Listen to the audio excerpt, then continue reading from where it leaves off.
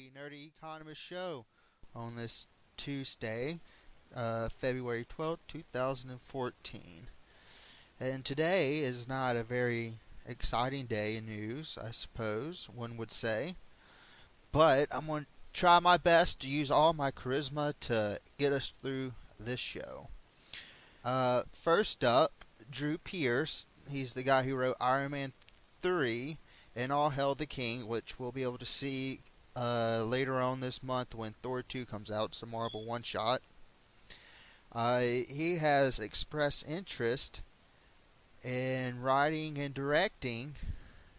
He expressed interest in writing and directing a damage control movie. And for those who don't know what damage control is, it's a construction company that cleans up after Marvel superheroes and supervillains go at it. So, can you really make a movie out of that? No, but you can make a cool one-shot.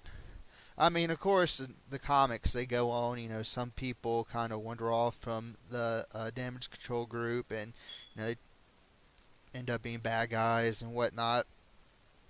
But, most likely, it'll be a one-shot for Phase 3. Because, let's face it, they're not going to waste a valuable Phase 3 movie slot on damage control where, we could be getting a Black Panther or Doctor Strange or Doctor Doom or something. So, it'd be interesting to see if they do give us a damage control one-shot. Who knows? Well, then again, I doubt that too. I think this guy's just, this is what he wants, but Marvel doesn't have to give him what he wants. In other news, switching from Marvel and Disney, going to Warner Brothers, Akiva Goldsmith, he has come out and said, he's come out in an interview, and he talked about his plans, or what they had planned for the next I Am Legend. And they had prequels and sequels planned, but Warner Brothers not giving the green light. And honestly, I don't know why this movie. First of all, I wasn't a big fan of it, but they did break the Batman vs Superman news before anybody. For those who don't know what I'm talking about, when he's driving in the little Mustang through New York City or wherever they were, one of the little Easter eggs in there was the Batman vs Superman logo. But they're not coming out with I Am Legend 2. I don't know why. It cost about $150 million to make, and it made close to $600 million. So, after you take out prints and ads and, your production budget and the theater's cut, it made some money, but I'm really surprised that they're not going elsewhere with this franchise. It definitely had potential, even though I wasn't a big fan of the first one. And if I'm not mistaken, I thought Will Smith died at the end. I don't know how you do a sequel when your main star dies. I could be wrong. I could be thinking of another movie.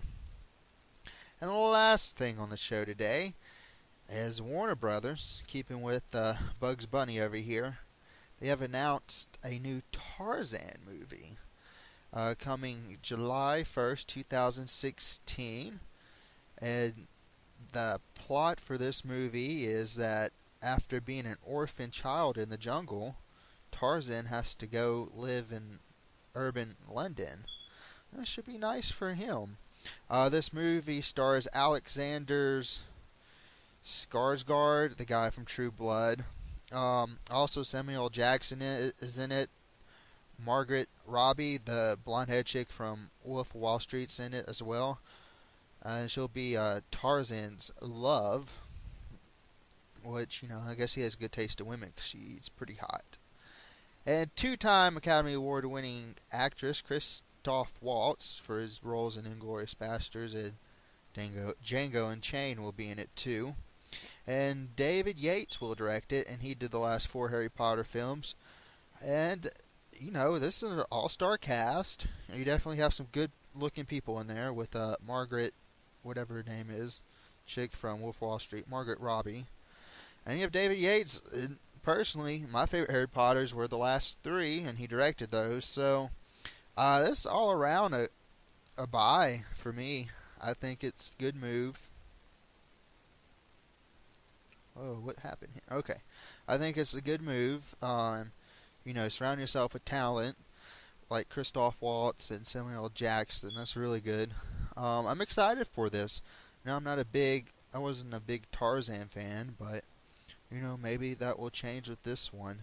And that's about all I have for you guys today. Thank you for joining me on the Nerdy Economist. Let's check real quick. We have no questions. But as always, if you have questions, you can tweet them to me at the Nerdy Econ on Twitter. Like me on Facebook at Nerd Economist, and visit thenerdeconomist.com to keep up to date and comment on stuff, ask questions, and I'll give you a shout out on air and get your question asked. You'd be a internet radio star, as it were. Thank you guys for joining me today, and those of you watching me on YouTube right now, you can also find these on YouTube at just type in the Nerdy Economist Show, and it should be some of the top hits. But thank everybody for joining me today, and have a great day, everybody. Stay nerdy. Bye bye.